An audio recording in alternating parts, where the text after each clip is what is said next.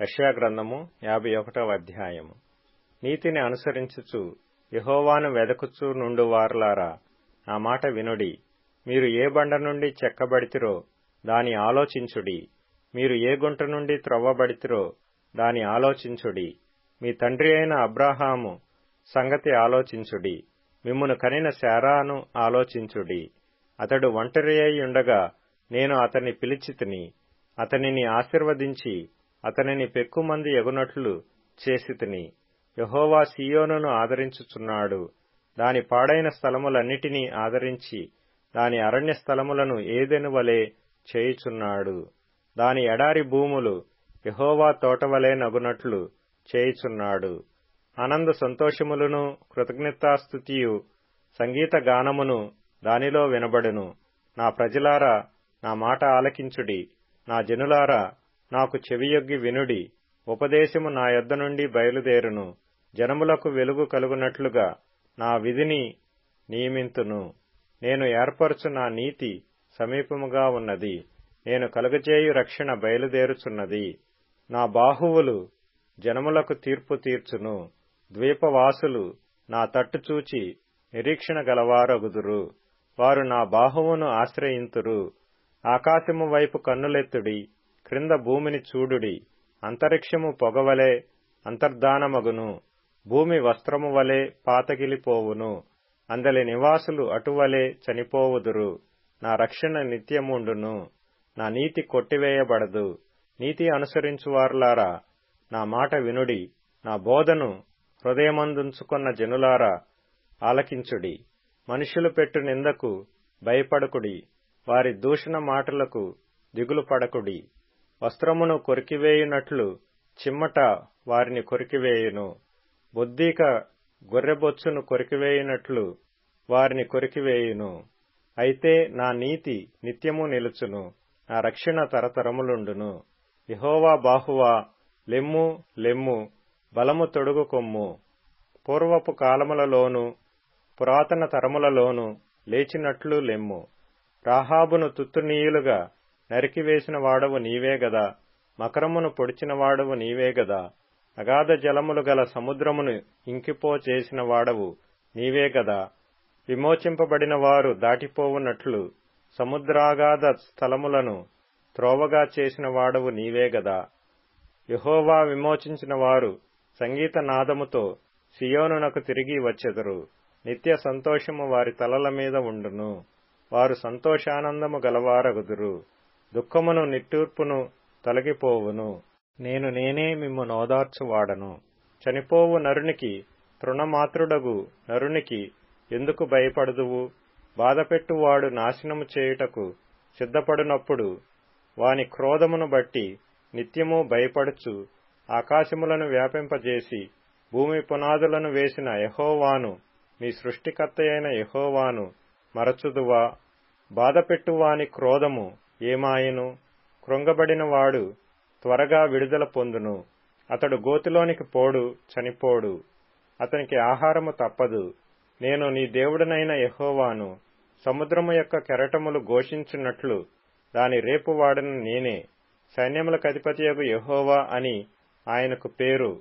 నేను ఆకాశములను స్థాపించున్నట్లును భూమి పునాదులను వేయునట్లును నా జనము నీవే అని సియోనుతో చెప్పున్నట్లును నీ నోట నా మాటలు ఉంచి నా చేతి నీడలో నిన్ను కప్పియున్నాను.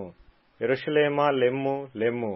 యెహోవా క్రోధ పాత్రను ఆయన చేతి నుండి పుచ్చుకొని త్రాగిన దానా, తూలి పడచేయు పాత్రలోనిదంతటినీ త్రాగిన దానా, నిలువుము.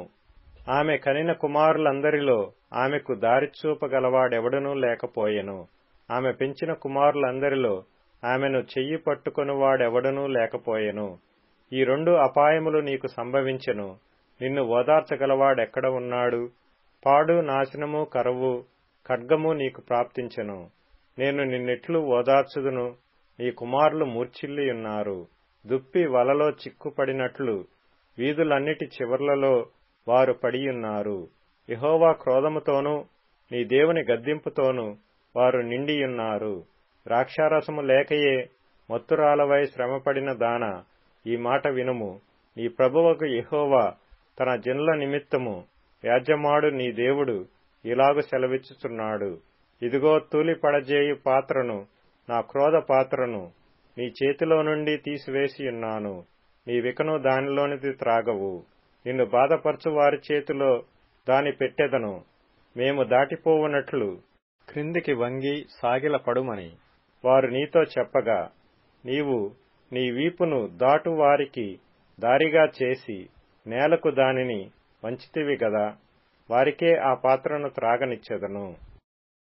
యెషయా గ్రంథము 52వ అధ్యాయము.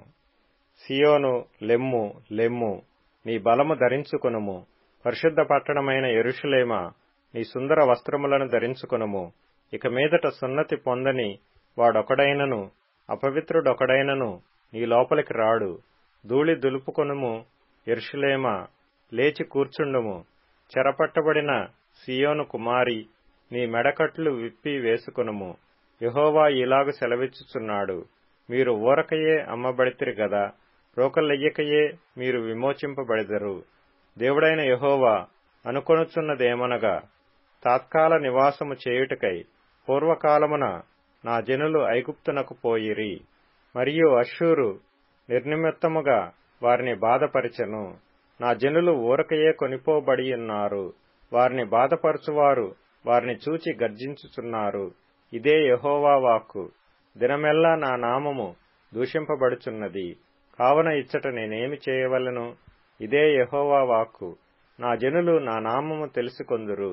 నేనున్నానని చెప్పువాడను నేనే అని వారు ఆ దినమున తెలుసుకొందురు. సువార్త ప్రకటించుచు, సమాధానము చాటించుచు, సువర్తమానము ప్రకటించుచు, రక్షణ సమాచారము ప్రచురించువాని పాదములు, నీ దేవుడు ఏలుచున్నాడని సియోనుతో చెప్పుచున్నవాని పాదములు పర్వతముల మీద ఎంతో సుందరములై ఉన్నవి. ఆలకించుము, నీ కావలివారు పలుకుచున్నారు, కూడుకొని బిగ్గరగా పాడుచున్నారు. యెహోవా సియోనును మరలా రప్పించగా వారు కన్నులారా చూచుచున్నారు. యెరూషలేమునందు పాడైయున్న స్థలములారా, ఉత్సహించి ఏకముగా సంగీత గానము చేయుడి. యెహోవా తన జనులను ఆదరించెను, యెరూషలేమును విమోచించెను. సమస్త జనముల కన్నుల ఎదుట యెహోవా తన పరిశుద్ధ బాహువును బయలుపరచియున్నాడు. బూదిగంత నివాసులందరూ మన దేవుని రక్షణ చూచెదరు. పోవుడి, పోవుడి, అచ్చటి నుండి వెళ్ళుడి. అపవిత్రమైన దేనిని ముట్టకుడి, దాని యొద్ద నుండి తొలగిపోవుడి.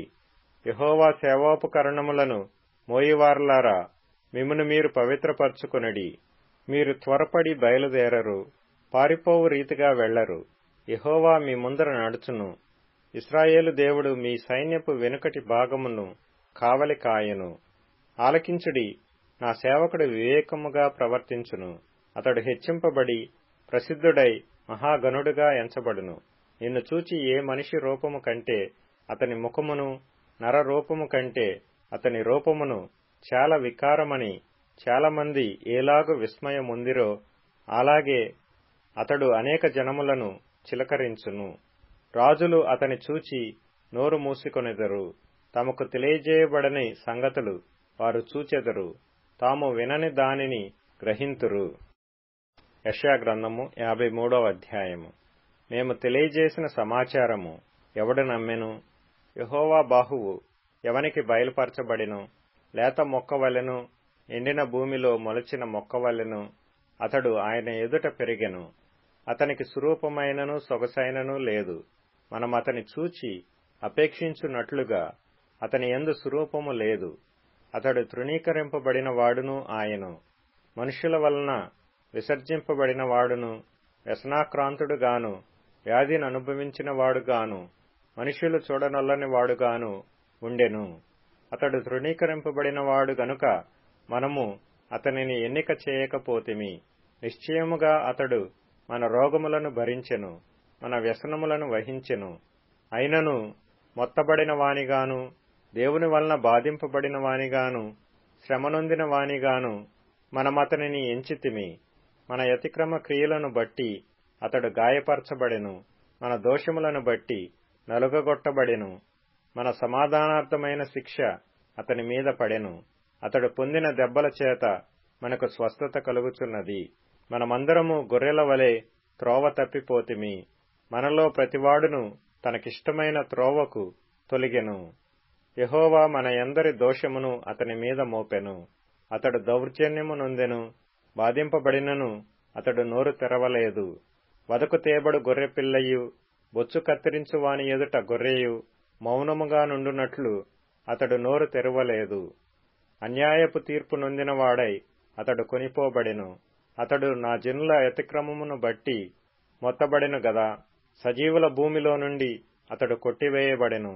అయినను అతని తరము వారిలో ఈ సంగతి ఆలోచించిన వారెవరు? అతడు మరణమైనప్పుడు భక్తిహీనులతో అతనికి సమాధి నియమింపబడెను. ధనవంతుని యొద్ద అతడు ఉంచబడెను. నిశ్చయముగా అతడు అన్యాయమేమియూ చేయలేదు. అతని నోట ఏ కపటమునూ లేదు. అతని నలుగగొట్టుటకు యెహోవాకు ఇష్టమాయెను. ఆయన అతనికి వ్యాధి కలుగజేసెను. అతడు తన్ను తానే అపరాధ పరిహారార్థ బలి చేయగా అతని సంతానము చూచును. అతడు దీర్ఘాయుష్మంతుడగును. యెహోవా ఉద్దేశము అతని వలన సఫలమగును. అతడు తనకు కలిగిన వేదనను చూచి తృప్తి నొందును. నీతిమంతుడైన నా సేవకుడు జనుల దోషములను భరించి తనకున్న అనుభవ జ్ఞానము చేత అనేకులను నిర్దోషులుగా చేయును. కావున గొప్పవారితో నేనతనికి పాలు పంచిపెట్టెదను. గనులతో కలిసి అతడు కొల్లసొమ్ము విభాగించుకొనును. ఎలయనగా మరణము నొందునట్లు అతడు తన ప్రాణమును దారపోసెను. అతిక్రమము చేయు వారిలో ఎంచబడిన వాడాయెను. అనేకుల పాపమును భరించుచు తిరుగుబాటు చేసిన వారిని గూర్చి విజ్ఞాపనము చేసెను. యెషయా గ్రంథము 54వ అధ్యాయం. గొడ్రాల పిల్లల కననిదాన జయగీతమెత్తుము. ప్రసవ వేదన పడనిదాన జయకీర్తన నెత్తి ఆనందపడుము. సంసారి పిల్లల కంటే విడువబడిన దాని పిల్లలు విస్తారమగుదురని యెహోవా సెలవిచ్చుచున్నాడు. నీ గుడారపు స్థలమును విశాలపరచుము. నీ నివాస స్థలముల తెరలు నిరాటంకముగా సాగనిమ్ము. నీ త్రాళ్లను పొడుగు చేయుము. నీ మేకులను దిగగొట్టుము. కుడివైపునకును ఎడమవైపునకును నీవు వ్యాపించెదవు. నీ సంతానము అన్యజనముల దేశమును స్వాధీనపరుచుకొనును. పాడైన పట్టణములను నివాస స్థలములుగా చేయును. కీర్తనల గ్రంథం 118వ కీర్తన. నీతిమంతుల గుడారములలో రక్షణను గూర్చిన ఉత్సాహ సునాదము వినబడును. యెహోవా దక్షిణ హస్తము సాహస కార్యములను చేయును. యెహోవా దక్షిణ హస్తము మహోన్నతమాయను. యెహోవా దక్షిణ హస్తము సాహస కార్యములను చేయును. నేను చావను, సజీవుడనై యెహోవా క్రియలు వివరించెదను. యెహోవా నన్ను కఠినముగా శిక్షించెను గాని ఆయన నన్ను మరణమునకు అప్పగింపలేదు. నేను వచ్చునట్లు నీతి గుమ్మములు తీయుడి. నేను వాటిలో ప్రవేశించి యెహోవాకు కృతజ్ఞతాస్తుతులు చెల్లించెదను. ఇది యెహోవా గుమ్మము, నీతిమంతులు దీనిలో ప్రవేశించెదరు. నీవు నాకు రక్షణాదారుడవై నాకు ఉత్తరమిచ్చియున్నావు. నేను నీకు కృతజ్ఞతాస్తుతులు చెల్లించెదను. సామెతల గ్రంథం 24వ అధ్యాయం. నా కుమారుడా, తేనె త్రాగుము, అది రుచిగలది గదా. తేనె పట్టు తినుము, అది నీ నాలుకకు తీపియే గదా. నీ ఆత్మకు జ్ఞానము అట్టిదని తెలుసుకొనుము. అది నీకు దొరికిన ఎడల ముందుకు నీకు మంచి గతి కలుగును. నీ ఆశ భంగము కానేరదు. ఫిలిప్పీయులకు రాసిన పత్రిక 1వ అధ్యాయం. ఫిలిప్పీలో ఉన్న క్రీస్తు యేసునందలి సకల పరిశుద్ధులకును అధ్యక్షులకును పరిచారకులకును క్రీస్తు యేసు దాసులైన పౌలును తిమోతియును శుభమని చెప్పి వ్రాయునది. మన తండ్రియగు దేవుని నుండియు ప్రభువు యేసుక్రీస్తు నుండియు మీకు కృపయు సమాధానమును కలుగునుగాక. మొదటి దినము నుండి ఇది వరకు సువార్త విషయములో మీరు నాతో పాలివారయ్యుండుట చూచి మీలో ఈ సత్క్రియనారంభించిన వాడు యేసుక్రీస్తు దినము వరకు దానిని కొనసాగించునని రూఢిగా నమ్ముచున్నాను. గనుక మీ అందరి నిమిత్తము నేను చేయు ప్రతి ప్రార్థనలో ఎల్లప్పుడూ సంతోషముతో ప్రార్థన చేయుచు నేను మిమ్మును జ్ఞాపకము చేసుకొనినప్పుడెల్లను నా దేవునికి కృతజ్ఞతాస్తుతులు చెల్లించుచున్నాను. నా బంధకముల యందును నేను సువార్త పక్షమున వాదించుట యందును దానిని స్థిరపరచుట యందును మీరందరూ ఈ కృపలో నాతో కూడా పాలివారై ఉన్నారు గనక నేను మిమ్మును నా హృదయములో ఉంచుకొనియున్నాను. ఇందుచేత మిమ్మునందరిని గూర్చి ఇలాగు భావించుట నాకు ధర్మమే.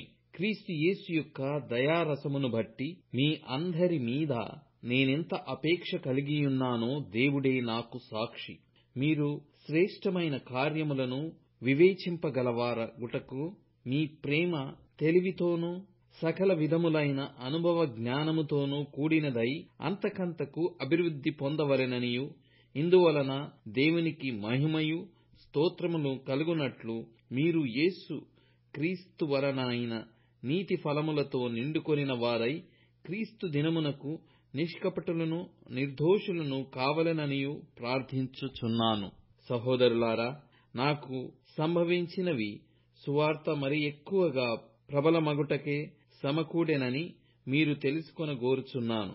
ఏలయనగా నా బంధకములు క్రీస్తు నిమిత్తమే కలిగినవని ప్రేతోర్యమను సేనలోని వారికందరికిని తక్కిన వారికందరికిని స్పష్టమాయెను. మరియు సహోదరులైన వారిలో ఎక్కువ మంది నా బంధకముల మూలముగా ప్రభువునందు స్థిర విశ్వాసము గలవారై నిర్భయముగా దేవుని వాక్యము బోధించుటకు మరి విశేష ధైర్యము తెచ్చుకొనిరి.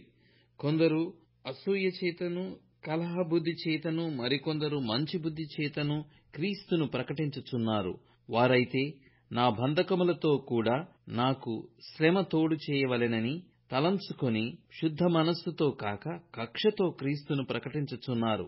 వీరైతే నేను సువార్త పక్షమున వాదించుటకు నియమింపబడియున్నానని ఎరిగి ప్రేమతో ప్రకటించుచున్నారు. అయిననేమి మిషచేతనే గాని సత్యము చేతనే గాని ఏ విధము చేతనైనను క్రీస్తు ప్రకటింపబడుచున్నాడు. అందుకు నేను సంతోషించుచున్నాను, ఇక ముందును సంతోషింతును. మరియు నేను ఏ విషయములోనూ సిగ్గుపడక ఎప్పటివలనే ఇప్పుడును పూర్ణ ధైర్యముతో బోధించుట వలన నా బ్రతుకు మూలముగానైనను సరే, చావు మూలముగానైనను సరే, క్రీస్తు నా శరీరమందు ఘనపరచబడునని నేను మిగుల ఆపేక్షించుచు నిరీక్షించుచున్న ప్రకారముగా మీ ప్రార్థన వలనను యేసుక్రీస్తు యొక్క ఆత్మ నాకు సమృద్ధిగా కలుగుట వలనను ఆ ప్రకటన నాకు రక్షణార్థముగా పరిణమించునని నేనెరుగుదును.